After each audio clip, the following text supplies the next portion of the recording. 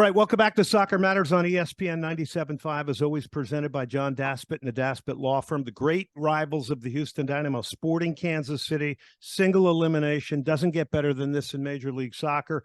He's been a great guest on this show over the years. He is the head coach of Sporting Kansas City. By the way, the longest tenured coach in Major League Soccer with 4 trophies. He's Peter Vermes. Peter, thank you very much, as always, for being generous with your time and coming on. My pleasure, Glenn. Okay, so the first thing I want to get to is, everybody's going, holy smoke, Sporting Kansas City hasn't won a game in the first 10. Just take us into that time period. You as a coach, what you're thinking. Is there any doubts? Are you building your players up? All the things that go through a coach and a staff during a period like that. I think you never think you're going to be in that situation. But you also realize that, if you're only coaching the team in the good times, then anybody could do the job. You're actually brought in for the difficult times. And so it was a difficult time. But what I would say is, I'm not going to say that I didn't expect to not win a game in the first 10, but I would say I didn't expect us to be on fire in the first 10 because I still knew the situation that we're in from the previous year. And as you know, with this league and the mechanisms that you can to use to build your roster, at times they can be very limited. And so we were in this place of having to be patient to wait for those guys to come back. But again, not thinking that you're not going to win a game in the first 10. Yeah, and of course you had all these injuries in a period like that when you are missing people. I mean, what can you learn? Can you learn that there's a player maybe that you can give more responsibility to, some things like that? I think it's always the same, right? When you build a roster, you already know that there's a group of guys that you expect to give the majority of minutes to. Then there's this next group you think, hey, they're gonna offload some of those minutes, US Open Cup and other things that you do. And then you have the final piece, you're bringing up this other group that's young, and you're trying to get them to get into that second bucket and then hopefully into the first bucket at some point. And what happens though is that gets accelerated really quickly, because now when you got a bunch of guys out, you got to go to the second group and you got to say you're going to take on majority of minutes. And then you're going to that other group and you're saying, hey, you guys are going to start getting some real time. And I would say that you find out some really good things and you find out some bad things. You find out, but I would say all of it is good, because at the end of the day, you're either finding out the guy can do it or he can do it. You're just accelerating the timeline. And but I also think that experience is also good for later on in the season, because those guys normally wouldn't get minutes. And if you now put them in your team later on, you actually can play. And we've had to do that quite a bit throughout the season. Peter Vermes joining us, head coach of Sporting Kansas City. You got incredible loyalty and a great staff. Kerry Zavagnin, who you played with, was an excellent player in his career. Zoran Savic, same thing. Tell me about that relationship, because it's not often you see, assistant coaches and a team like this staying together for this duration of time. When we took on, I think it was 2009, we took on the last 10 games of the season because we removed the coach at the time. And I came in and I took over the last 10 games. And Kerry was already on the staff. That was his first year though. And Zoran was, here in town. He had just come back from coaching with Preki at Chivas USA at the time. And Z didn't want to be in California anymore. He's away from his family the whole time. And so I knew Z, but I didn't know him, really, really well, but I knew him. And so I went to both of them and I said, hey, listen, I'm going to, take on these last 10 games. You guys want to, help me out here at the end of the season. So they did. At the end of the season, when I made the decision that I was going to continue to keep doing it, I went to them and I said, look, a big decision for me to do this is if you guys are going to also be in, because I like the camaraderie. I like the back and forth, very open conversations. We argue, they have their say, we do all that. I think there's a lot of clubs that don't do that, right? They're not honest. Coach is more like a dictator to the rest of the staff and just says, this is what we're doing, this is the way we're going to do it. But I have a good relationship with those guys. We work well together. And I think, I think it's like anything, but as a player as well. As a player, you're always trying to find a home. Well, I think as a staff, you're trying to do the same, and that's what we found here. Peter Vermes joining us, Sporting Kansas City, ahead of a great setup for a single elimination playoff match in Major League Soccer. They'll visit Houston. I don't see you as the type of guy that want yes men. I mean, I see you as the type of guy as a manager that wants people that can enhance what you're doing. Just take me into maybe, what does Kerry bring that's different from Zoran? And I'm fascinated by the relationship and the putting together of a coaching staff. Well, the interesting thing for me with those guys is that I would say that both of them are actually, I mean, there's a lot of things they agree on about the game, but then there's also an aspect of the game that they are on opposite sides of, where I'm the guy in the middle, which is usually they're accommodating me, right? In the hierarchy of it all. But it's actually the other way around, is that I have a little bit of the extreme on both. And so I get to, and I'm probably a little bit more in the middle of all of it. And so it winds up being, again, very good conversation. Believe me, there's times where we have some knockdown, drag out, arguments in our, what I call our preparation room, if you will. So we call it our war room. And sometimes it's battles in there. But the good thing about it is that nobody ever gets their feelings hurt. And when we walk out that door, we're all on the same page. And that part has been very consistent. And I think that's what you need in a staff. He's Peter Vermes joining us ahead of the playoffs. All right, so you go from a 3-game set where you knock off St. Louis. I mean, you really put it to them in St. Louis. That was after winning on penalties against San Jose. So where are you guys now confidence-wise? You haven't lost in 5. I mean, you're hitting this at the right time, right? Yeah, I would say a couple things. We emotionally, we went through it, right? From the beginning of the season, even all through the last probably 10 games of the season, and then into the playoffs. So getting this little break has been a help. Obviously the 2-game or 3-game series with St. Louis was a battle. I mean, those games were fast and furious and high intensity. Probably some of the most intense games that I've been a part of in this league. Really, really intense games. And the players also, the level of concentration and execution was tremendous. Where we are now is that we're in this place of whatever we got to do it on the road. And you know how hard it is to win on the road in this league. Just look at all the teams that went through. Every single team was a higher seed, except for us. So we know that we have our work cut out for us, and we know that, going into Houston, it's always a difficult place. I think they're a really, they're just a tough team in the way that they go about their business. They play every role of the ball. They defend really well. They have very good ideas on the ball. And I think Herrera is such a big part of all of that. He kind of controls the game.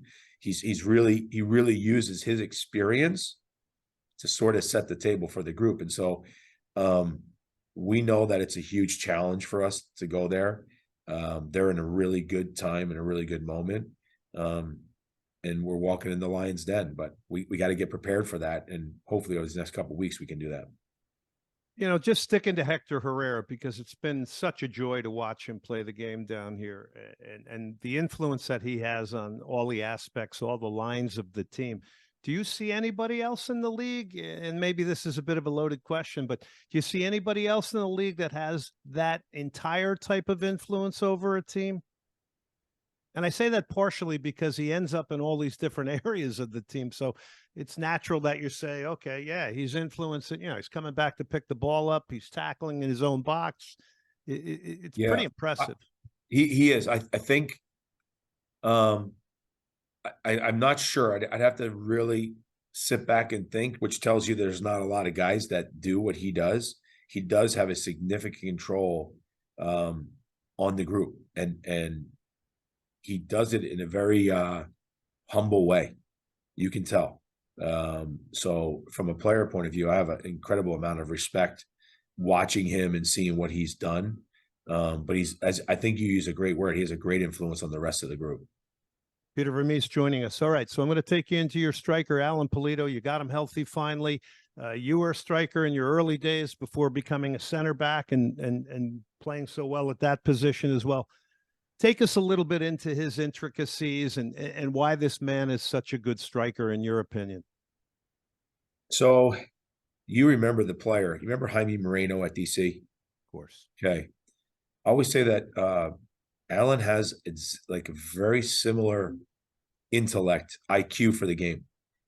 Jaime could, Jaime was an attacking player. He could play if he if the team needed him in a game, but nobody needed to tell him. He could do it himself. If he needed to go wide and provide service, he could do that. If he needed to be the underneath forward, he could do that. If he needed to be the target guy, he could do that. If he needed to go back and be a number 10, he could do it. And he always was able instinctively to figure out what the game needed and then add to it. Alan has this, like I'll give you an example. We played in St. Louis for the first game in the playoffs here. When you look at him and how he was in between 2, 3, 4 guys, receiving a ball, keeping it, and then being able to find combination play out of those 2, 3, 4 guys around him, there's not a lot of players that can do that. And so, if you rewind the tape and you say, okay, each time that he was in those areas, that if he would have lost those balls, how are you then as a team? Well, that means that they're going at you. And what it did was it gave us relief. He can make a final pass. Like he's had, I can't tell you how many assists he's had in the last, 3 games in the playoffs. But it's because he can change his mode to fit the circumstance. The other thing is that he's not, as you know, when a lot of foreign players come in and they're DPs and they're big guys, I mean, what comes with it is a huge ego. He is an incredibly humble guy within and around the team. And I think that sets itself up for a good relationship with the rest of his teammates because they see that he works hard, but he's also humble. And he'll do whatever he needs to do for the team. And he wants to win. Like he wants to be on the field. He's not one of those guys like, oh, coach, take me out. Like he wants to be out there. So all those things, I think, at the end, what they do is they propel him into a position where everybody looks up to him, and rightfully so. I would think that's very attractive to you coming from the era that we've come from, where humility was accelerated as a strength. And I see the same thing with Herrera, like the little things that he does with younger players. There's one game he could have scored and he set up a guy who hadn't scored. It was a younger guy. I mean, just remarkable stuff by these guys. So Pablo Mastroeni said in the last series here in Houston, he said, you live and die by your best players. Do you agree with that?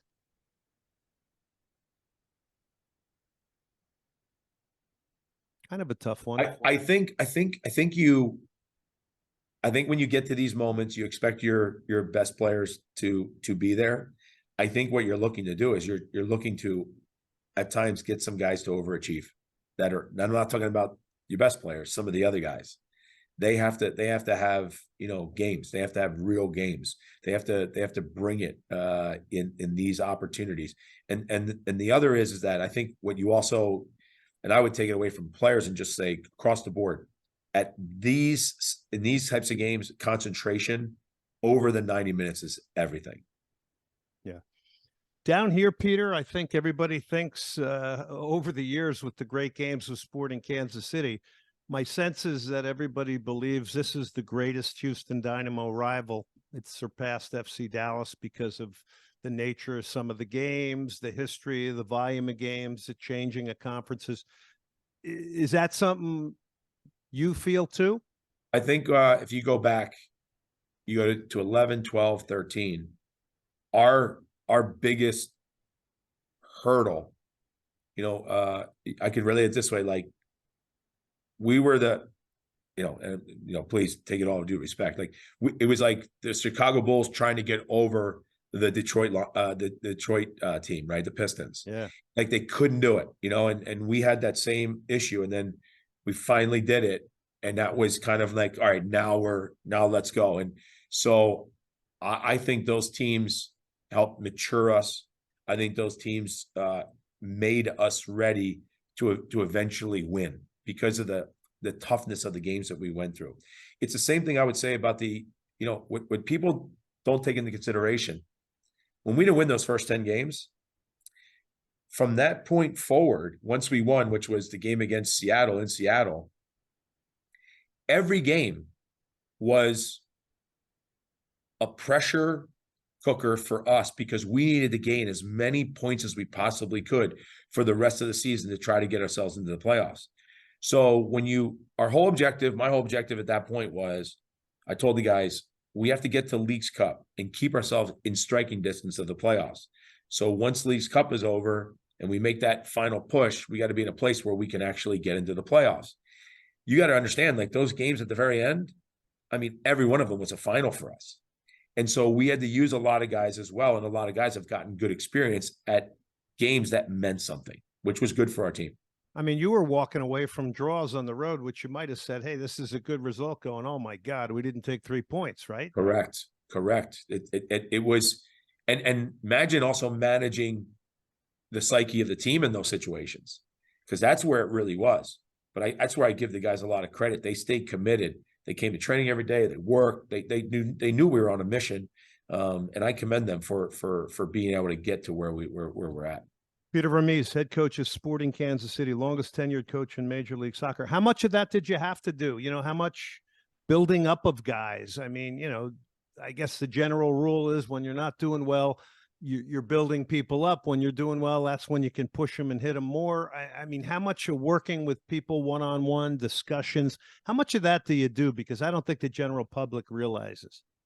I had to do way too much. Yeah. It was a lot. It was a lot. I mean, it was individual, it was team, constantly keeping the team, focused and almost I had times I was saying to myself, I can't meet with the guys again. Like we can't have another meeting.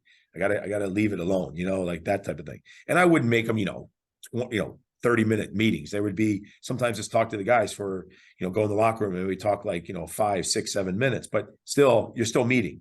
And I don't want to become Charlie Brown, right? I want to make sure that the message is clear. And so there's a very strategic aspect to thinking about when you meet, what do you meet about, what do you say, if we're doing video, the same idea, but we had to do a lot. And the staff was very, very good at that. Do you ever get in a place where you worry about, like you said, the way you're presenting yourself, how often you're doing it, that maybe it falls on deaf ears? And I don't mean this disrespectfully. I just mean, I think people fall on deaf ears with me sometimes on the radio because they're sick of hearing me talk, right? So yeah, I think it's a good question. I spend a lot of time thinking about that. Like, I mean, I'm conscious of when, where, why, how, who. I'm very aware of that. And then there's also the other part of it is like, sometimes the NBA don't talk to somebody at all and let them be on their own a little bit and let them try to figure it out a little bit. Like, you got to sometimes let the leash go and sometimes you got to reel it in really hard. It just, and I think that's the finesse. That's the nuances of coaching. The player management, the psyche, that's the most important aspect. Peter Vermes, Sporting Kansas City coach, joining us here as the Dynamo will take on Sporting Kansas City. They're great rivals in a single elimination playoff match. What about wordsmithing? I mean, you were a commentator for a brief time period, and I think the one thing you learn as a commentator is if you can say something in 2 sentences, you don't say it in 9 because you could lose your audience. Do you think about that too? Do you ever say, hey, I got to make sure that I cut to the chase here and don't, make this nebulous with a heavy volume of words? Yeah, it's actually, again, a good question. I think there's 2 things to that. I think one is, yes, you got to be as succinct as possible. But the other thing is, I think you also, I can't do this any other way. It doesn't really matter, but I think you have, I know you have to be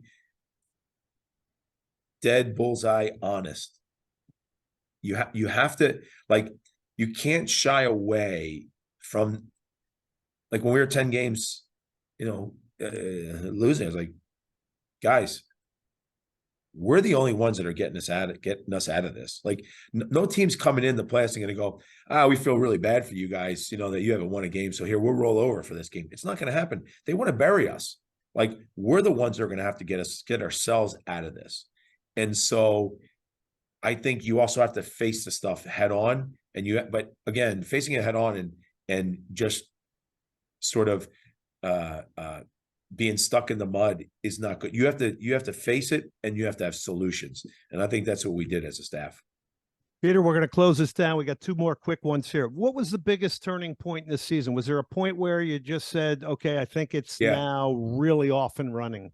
Yeah, it was the game against New England early on in the season. We were losing 2-0 at halftime, and I thought this is the first time I've seen the guys like they just didn't have anything in. There was the first half, there was nobody in those shirts, and I was like, wow, I've never seen this before. And I challenged the guys at halftime, and they came out and we scored, and we got a man thrown out. Like 2 minutes after that, like we're oh, this is great, and then we get a man thrown out. And next thing you know, we were better in the game, and we should have won the game.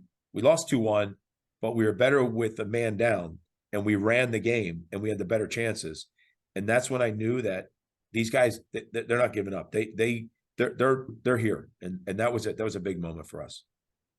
So you lost a very talented guy, your left back, Logan Ndembe. I found that unbelievable that he played with an ACL for 44 minutes. That was almost shocking to me. And he was playing so well for you, scored goals against St. Louis with Griffin Dorsey. And we're not saying anything here that everybody doesn't know. Everybody knows how much Dorsey's changed the Dynamo. But Logan Ndembe out, it seems like you just take this in stride and you've got solutions for this and you don't seem to panic. No, we can't. I mean, we've kind of been through all these injuries anyway, right? Yeah. So a lot of different guys that can play over there. Will they be Logan? No, but we'll find a way. And that's what we have to do. It's not a time for, crying or doing whatever. It's a time for, like you said, it's coming up with a solution and getting prepared. We know that, as you say, Dorsey is, he's end to end. He's got, energy all day. And he's done a lot for them, but at the same time, we'll have to find the strengths in our team based on the guys that we put out in the field, and hopefully that can rule the day. Peter, listen, as always, thank you very much for coming on Soccer Matters here, presented by the Daspit Law Firm. We appreciate all your great insight. I find these conversations fascinating, and I think our listeners do as well. Thank you so much for coming on, and congratulations again on turning the season around, getting in the playoffs with a lot of challenge. Glenn, it's always a pleasure, buddy. Thank you. All right, that's Sporting Kansas City's Peter Vermes.